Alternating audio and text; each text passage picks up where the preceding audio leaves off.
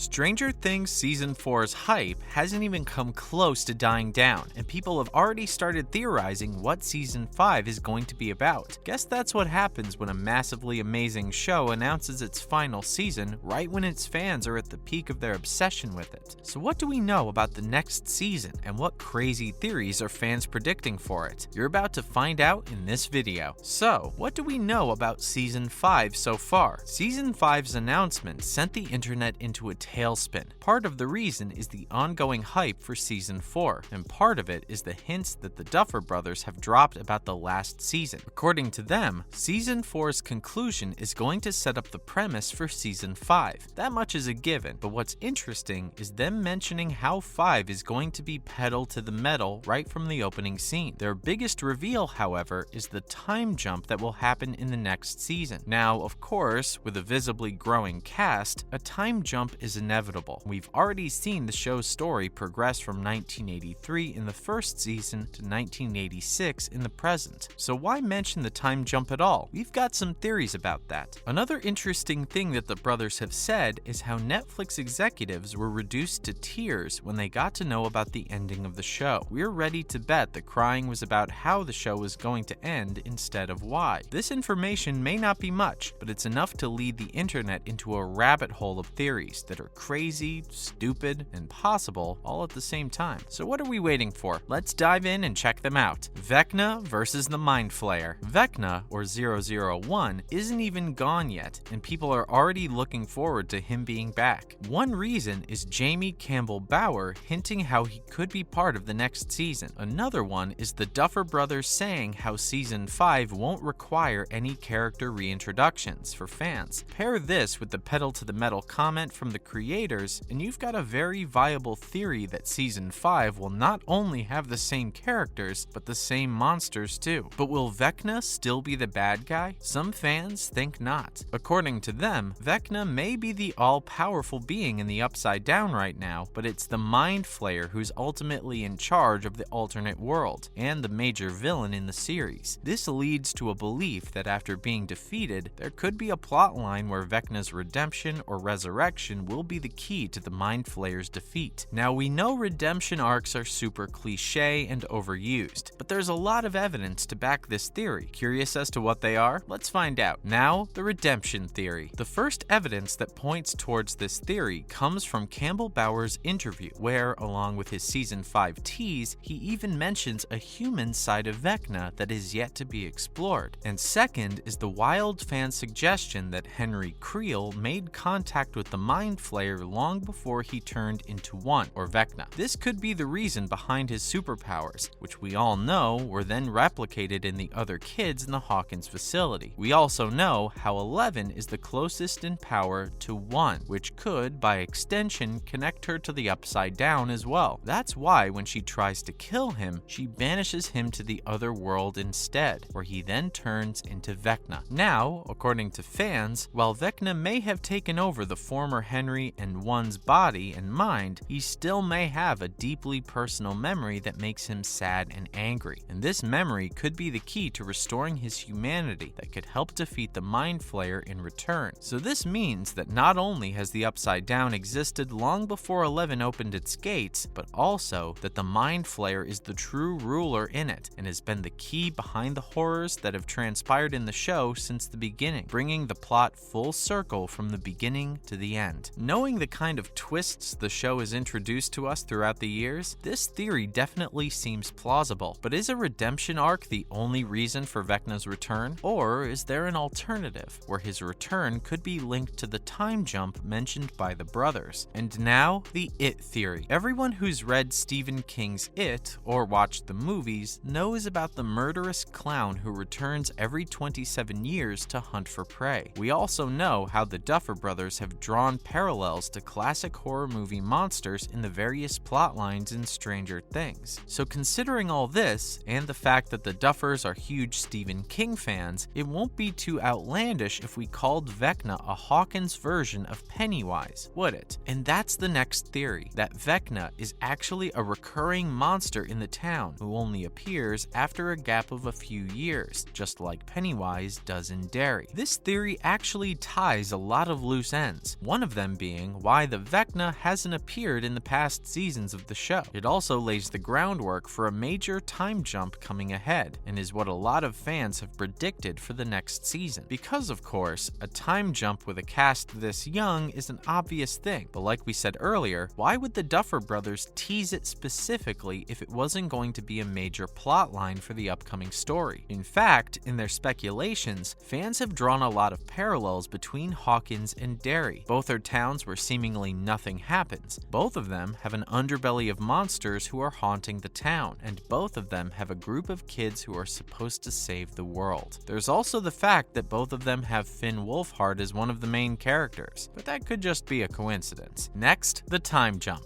Vecna Pennywise theory aside, the time jump itself is a source of a lot of theories, and it's bound to, considering how it's the only piece of information available about the next season. Some fans have theorized that the time jump isn't going to be a big deal, and was only mentioned in response to the ages of the cast not matching their characters. Some, however, have said that this time jump will not be ordinary, and may even involve time travel. Remember how Steve and Robin discussed Back to the Future in Season 3? A lot of fans are sure that the time jump in Season 5 is going to have a connection to that particular scene. Does this mean Steve and Robin, along with the others from our gang of misfits, including Eleven, are going to go back in time to correct something that could finally save Hawkins from impending doom? There's definitely some meat to this theory, especially considering how Season 4 teases time travel with that grandfather clock. The show has also teased the closing of the Upside Down back between Seasons 2 and 3, and maybe the next season will take our characters back in time to close the gates of this figurative hell now that they know a lot more about it than they did back then. But while all of this is true, it's also possible that we're overthinking this whole thing, and the time jump comment was an offhanded way for the Duffer Brothers to keep the show active in conversations, in which case it's possible that the jump will just focus on matching the character ages to the cast. This means we'll just move 2 to 3 years ahead to 1989, with the show wrapping up just before the 90s begin. In fact, there are also predictions that the finale of the show may even culminate right at the end hour of 1989, bringing closure not only to Upside Down, but also to the 80s era that's such a big part of the show's aesthetic. We've got to say that this theory wraps the show's finale into a nice little bow, but whether it's actually true is something we'll have to wait to find out. And the final theory. It's not a theory, but actually a prediction of a spin-off. That's right, remember that ill-fated episode in Season 2 where Eleven escapes Hawkins and meets Callie and her gang of no-good vigilantes? The episode received a lot of flack from fans, but a lot of them agree that Callie's character was one of the few good things about the episode. This is why her sudden disappearance from the show has raised a lot of questions, and it's even predicted that she could come back to defeat Vecna, or to get a spin-off show of her own. Even the Duffer Brothers have teased the idea of a spin-off series, but according to them, they haven't shared the idea with anyone, let alone written it. So whether or not it's about Callie is something we'll just have to speculate for now. All we know for sure is that whatever those two siblings write, we are going to watch. That's a wrap for this video. Which Season 5 theory are you most excited about? Tell us in the comments below. Make sure to give this video a thumbs up and subscribe to our channel for more videos like this. See you in the next one.